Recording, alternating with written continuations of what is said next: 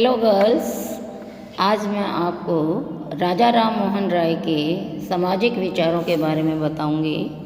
राजा राम मोहन राय एक शिक्षाविद, राजनीतिज्ञ, दार्शनिक, धर्म सुधारक माने जाते हैं।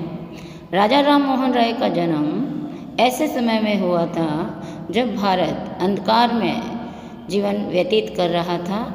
राजा राम मोहन राय ने एक नवीन चेतना लोगों के अंदर जागृत की थी। राजा राम मोहन राय, जिनको राजा के जो उपाधि है वो प्रदान की गई थी, राय की भी उपाधि इनको प्रदान हुई थी। राजा राम मोहन राय एक समाज सुधारक के रूप में जाने जाते हैं और राजा राम मोहन राय संवैधानिक आंदोलन के जनक भी माने जाते हैं। राजा राम मोहन राय एक उदारवादी विचारक के रूप में जाने जाते हैं। तो राजा राम मोहन राय मूलतः एक समाज सुधारक के रूप में जाने जाते हैं, जिन्होंने उस समय समाज में जो व्याप्त बुराइयां थी, चाहे वो सामाजिक बुराइयां हो, धार्मिक बुराइयां हो या अन्य बुराइयां हो, उन सभी पर उन्होंने प्रहार किए थे। तो राजा राम मोहन राय के सामाजिक जो सुधार थे, विचार थे, वो हम आज कर रहे हैं। पहला हम विचार देखें तो प्राचीन परंपराओं के अंधा अनुकरण का विरोध। राजा राम मोहन राय ये मानते थे कि हम प्राचीन परंपराओं को बिना सोचे समझे उनका पालन करते हैं, बिना तर्क के, बिना विवेक के। उन्होंने कहा कि हमें इन प्राचीन परंपराओं का अंधा अनुकरण नहीं करना है, अपितु तर्क और विवेक और वैज्ञानिकता की दृष्टिकोण के आधार पर इन्हें अपनाना चाहिए। उन्होंने कहा कि परंपराएं जो बनाई गई हैं उसके पीछे पंडित जो लोग हैं, मौलवी जो लोग हैं, वो अपने लाभ के लिए इन परंपराओं का पालन करने के लिए कहते हैं। इसलिए उन्होंने कहा कि जो परंपराएं सही नहीं हैं उनका नवीनीकरण किया जाए, उन्हें दूर किया जाए। दूसरा विचार आता है बच्चों, मूर्ति पूजा का विरोध। राजा राम मोहन राय हिंदू समाज के अंतर्गत सबसे बड़ी जो बुराई मानते थे वो थी मूर्ति पूजा। उन्होंने कहा कि मूर्ति पूजा का वो विरोध करते थे। उनके माता पिता जो थे मूर्ति पूजा में आस्था रखने वाले थे, और लेकिन उनका यह मानना था कि मूर्ति पूजा अनेक देवी देवताएं हैं जो कि भारत के लोगों को अनेक जातियों व उपजातियों के अंतर्गत विभाजित कर देती है। इसलिए उन्होंने कहा कि मूर्ति पूजा हमें नहीं अपनानी चाहिए, अपितु जो ब्रह्म, जिसका ज्ञान वेदों में, उपनिषदों के अंतर्गत है, हमें उसे ब्रह्म की पूजा करनी है, न कि इन मूर्तियों की पूजा करनी है। उनसे किसी ने क्वेश्चन किया था कि मूर्ति पूजा श्रद्धा जन्म करती है, श्रद्धा को उत्पन्न करती है। तो राजा राम मोहन राय ने कहा कि विष को यदि हम दूध समझकर पी जाएंगे तो क्या यह घातक नहीं होगा। इसलिए उन्होंने कहा कि हम जब कोई चीज़ नाप तोल कर देखभाल कर लेते हैं तो हमें मूर्ति की पूजा भी नहीं करनी चाहिए। इसलिए उन्होंने कहा कि मूर्ति पूजा उपयुक्त नहीं है। इन आधारों पे उन्होंने इसका खंडन किया था। इसके अलावा बच्चों, स्त्रियों की स्थिति में सुधार के जो उन्होंने काम किए थे बच्चों, उसमें जो पहला पॉइंट आता है सती प्रथा का उन्मूलन। राजा राम मोहन राय ने महसूस किया था कि भारत में सबसे जो खतरनाक बुराई है वो है सती प्रथा। सती प्रथा जिसमें पति की जब मृत्यु हो जाती थी तो स्त्रियां या तो स्वेच्छा से या बलपूर्वक उनके साथ जिंदा जला दी जाती थी। इसको देखकर राजा राम मोहन राय बहुत अधिक दुखी हुआ करते थे। उनके जीवन में ये घटना जब घटित हुई, जब उनकी भाई की मृत्यु हो गई और उनकी भाभी को ज़बरदस्ती सती करवा दिया गया, तो उन्होंने ये पढ़ लिया कि मैं इस बुराई को ख़त्म करने का प्रयास करूँगा।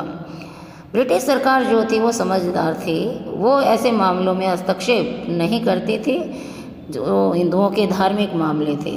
तो राजा राम मोहन राय ने इसके लिए प्रयास किए और प्रयास के फलस्वरूप ही लॉर्ड विलियम बेंटिंक के द्वारा 1829 में एक आदेश पारित किया गया जिसमें सती प्रथा को अवैध घोषित किया गया।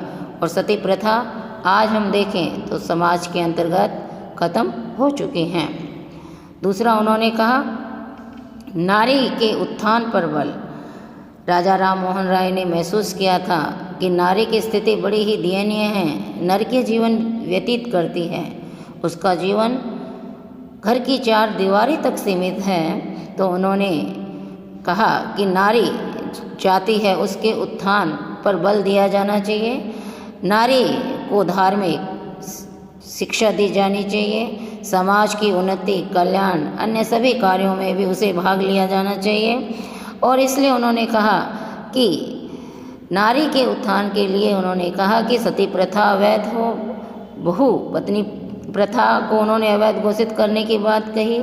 छोटी आयु में शादी की बात उन्होंने मना कही और लड़कियों को शिक्षा की बात कही। और इसके अलावा महिलाओं को प्रॉपर्टी के अधिकार की बात कही, जो उनकी नारी के उत्थान पर बल देने की बात करती है। इसके अलावा बाल विवाह का विरोध, राजा राम मोहन राय बाल विवाह के विरोधी थे। उनका मानना था कि बाल विवाह एक कुप्रथा है, छोटी आयु में शादी कर दी जाती है, जिसके कारण वो जल्दी विडो हो जाती हैं और उनके नरकीय जीवन उन्होंने व्यतीत करना पड़ता है। उन्होंने कहा कि नारी जो है उसको छोटी अवस्था की शादी करने से शारीरिक और मानसिक दोनों ही विकास रुक जाते हैं, इसलिए उन्होंने बाल विवाह का विरोध किया था। इसके अलावा बहुपत्नी प्रथा का विरोध, राजा राम मोहन राय ने महसूस किया था कि एक पति बहुत सारी पत्नियां रखता था। तो उन्होंने कहा कि यह प्रथा उपयुक्त नहीं है, क्योंकि बहुपत्नी प्रथा जो है सही नहीं है। एक व्यक्ति एक ही स्त्री रख सकता है। यदि आवश्यकता पड़े किसी कारण से तो मजिस्ट्रेट से लाइसेंस लेकर वो दूसरा विवाह कर सकता है। इसके अलावा उन्होंने विधवा पुनर्विवाह पर बल, विधवा जो स्त्रियां छोटी अवस्था में शादी करते थे, विधवा हो जाती थी, उन्होंने कहा कि उन्हें जो है दोबारा शादी करने की आज्ञा होनी चाहिए। उन्होंने युवाओं से आह्वान किया कि युवा आगे आएं और जो विधवा हो गई हैं छोटी आयु में, उनके साथ शादी करके अच्छा जीवन व्यतीत करें। लेकिन उन्होंने एक बात और कही कि जो प्रौढ़ अवस्था में विधवा होती हैं, मतलब बड़ी अवस्था में, उन्हें दोबारा शादी करने की आवश्यकता नहीं है, वो अपना सम्मानपूर्वक जीवन व्यतीत करें। नेक्स्ट आता है संपत्ति का अधिकार। राजा राम मोहन राय ने कहा कि स्त्रियों को संपत्ति का अधिकार दिया जाना चाहिए। इससे पहले बच्चों, लड़कियों को किसी प्रकार की प्रॉपर्टी नहीं मिलती थी, न तो अपने पति से मिलती थी, न ही अपने पुत्र से मिलती थी। ऐसी स्थिति में वो नरकीय जीवन व्यतीत करती थी। इसलिए उन्होंने आह्वान किया कि स्त्रियों को प्रॉपर्टी मिलनी चाहिए। पुत्र की जो प्रॉपर्टी है उसमें से उसे आधा हिस्सा, और पुत्री जो है अपने माँ बाप से 1/4 हिस्सा की प्रॉपर्टी की हकदार होगी, ऐसा उन्होंने कहा था। स्त्री शिक्षा पे बल। बच्चों, उन्होंने कहा कि स्त्रियों को शिक्षा दी जानी चाहिए, पढ़ाया जाना चाहिए। स्त्रियों में विवेक है, बुद्धि है। अल्पा, घोषा, गार्गी ऐसी महान स्त्रियां हुई हैं जो कि विद्वान थी, शिक्षाविद थी। तो हम स्त्रियां भी किसी से कम नहीं हैं। स्त्रियों को पढ़ाने की बात इनके द्वारा कही गई थी। ये सारे पॉइंट एक पॉइंट के अंदर एक क ख ग करके आप लिख सकते हो, स्त्रियों की स्थिति के अंतर्गत, स्त्रियों की स्थिति में सुधार के अंतर्गत। फिर नेक्स्ट पॉइंट आता है बच्चों हिंदू पुनरुत्थान पर बल। राजा राम मोहन राय ने अनुभव किया था कि समाज अपनी जो प्राचीन गौरव था उसको ख़त्म करता जा रहा है। परंपरावादी रूढ़िवादिता के चुंगल में फंसता चला जा रहा है और हिंदू समाज में अनेक कुरीतियाँ इसके अंतर्गत आ गई हैं। इसलिए उन्होंने कहा कि हमें वेद उपनिषद जो हमें प्राचीन थे उनमें ऐसी कोई कुरीतियाँ नहीं थी, कोई आडंबर नहीं थे। उन कुरीतियों को ख़त्म करने के लिए हमें वेदों और उपनिषदों का सहारा लेना चाहिए। और उन्होंने मूर्ति पूजा, सती प्रथा, बाल विवाह, समुद्र की यात्रा न करने जैसी कुछ बुराइयां थी, उन पर उन्होंने प्रहार करने की बात कही। उस समय यह किंवदंती थी कि कोई समुद्री यात्रा करेगा तो उसकी मृत्यु हो जाएगी। राजा राम मोहन राय ने स्वयं 1830 में समुद्र मार्ग से उन्होंने यात्रा की और इसकी उन्नति को उन्होंने गलत ठहराया। तो हिंदू पुनरुत्थान में जो बुराइयां थी उन पर उन्होंने इसमें प्रहार किया था। जातीय भेदभाव का विरोध। राजा राम मोहन राय को हिंदू समाज पर जो कलंक मानते थे वो था जातीय भेदभाव। उन्होंने महसूस किया था कि भारत अनेक जाति उपजातियों में विभाजित है और उन्होंने यह प्रश्न किया था कि हमें इन जाति व उपजातियों को ख़त्म करना है, हमें संपूर्ण राष्ट्र को एक होना है। जो धर्म के आधार पर विभाजित हैं उन्होंने सबका विरोध किया था और इसके लिए उन्होंने आत्मीय सभा का गठन किया था, जिसका उद्देश्य था जात पात को भुलाकर एक ईश्वर में आस्था रखें, जिससे कि ये जात पात का भेदभाव, धर्म का भेदभाव खत्म हो सके। पाश्चात्य संस्कृति के तत्वों को स्वीकारना।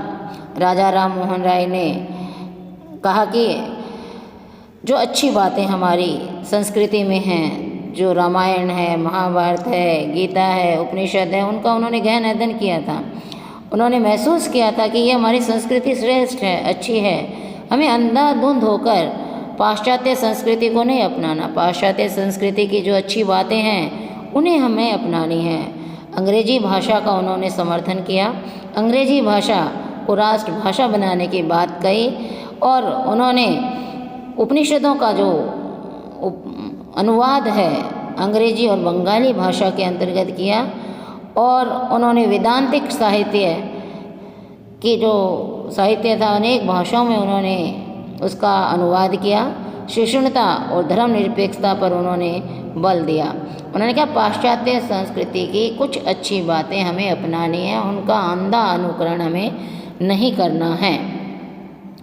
मानवतावाद का प्रचार। राजा राम मोहन राय एक मानवतावादी थे।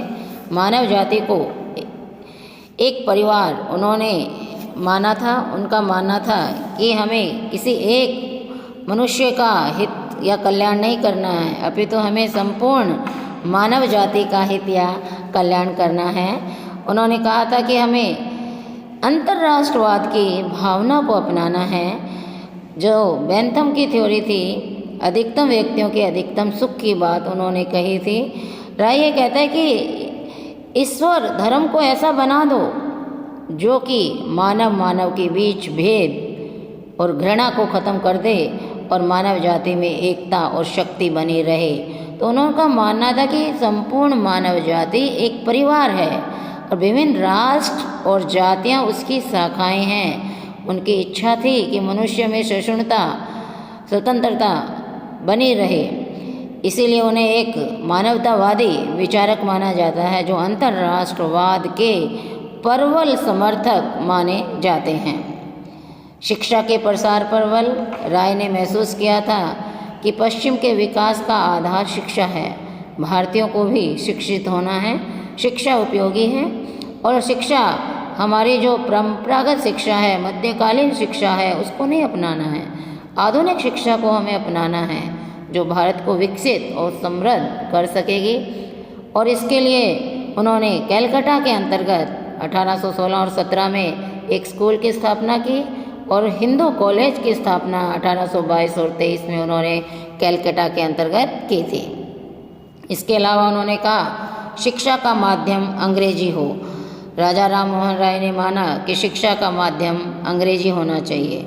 उन्होंने कहा कि शिक्षा पहले जो दी जाती थी फारसी भाषा के अंतर्गत दी जाती थी। राय ने कहा कि फारसी भाषा कठिन होती है, हर किसी को समझ नहीं आती, इसलिए उन्होंने कहा शिक्षा जो है अंग्रेजी में दी जाए। यूरोपियन जो विद्वान हैं, जो बुक्स लिखते हैं, उनके अध्ययन से हमें बहुत कुछ सीखने को मिलेगा और अंग्रेजी से हम दूसरे लोगों के नज़दीक आएंगे। भारत का सामाजिक, आर्थिक, राजनीतिक उन्नति होगी। अंग्रेजी भाषा जो है उन्होंने उपयोगी मानी थी। जागरूक पत्रकारिता। राजा राम मोहन राय ये मानते थे कि समाचार पत्र की फ्रीडम होनी चाहिए, स्वतंत्रता होनी चाहिए और इन पर रोक टोक नहीं होनी चाहिए। सबको अपने विचार अभिव्यक्त करने की स्वतंत्रता दी जानी चाहिए। उनका मानना था सामाजिक और धार्मिक सुधार आंदोलन को जागरूक करने का माध्यम समाचार पत्रिका है।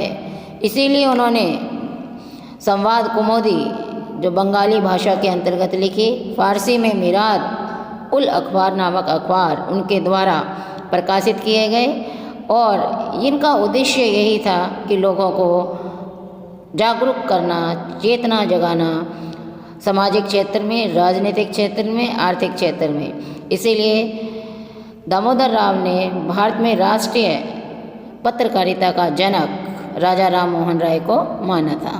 तो बच्चों, निष्कर्ष में हम कह सकते हैं कि आधुनिक भारत के प्रथम विचारक के रूप में भारतीय समाज में अनेक बुराइयों पर प्रहार करने वाले, जिन्होंने मूर्ति पूजा, सती प्रथा, बाल विवाह, विधवा विवाह का समर्थन, स्त्री की प्रॉपर्टी के अधिकार का समर्थन, जिन्होंने नारी जाति के गौरव को पुनः जागृत किया और जिन्होंने अंधविश्वासों से उठकर मानव एकता का पाठ पढ़ाया, जो एक जागरूक पत्रकारिता के समर्थक, जो भारतीय जनमानस में अपना एक अलग छाप जिन्होंने छोड़ी। इसीलिए सोफिया फोलेट ने कहा था कि राजा राम मोहन राय के इतिहास एक ऐसे जीवंत पुल के ऊपर से गुजरता है जिसमें भारत अपने जीवंत असीम अतीत से अकल्पनीय भविष्य की ओर जाता है। उनके सामाजिक कार्यों के कारण ही उन्हें भारत में सामाजिक पुनर्जागरण का जनक कहा जाता है। Thank you.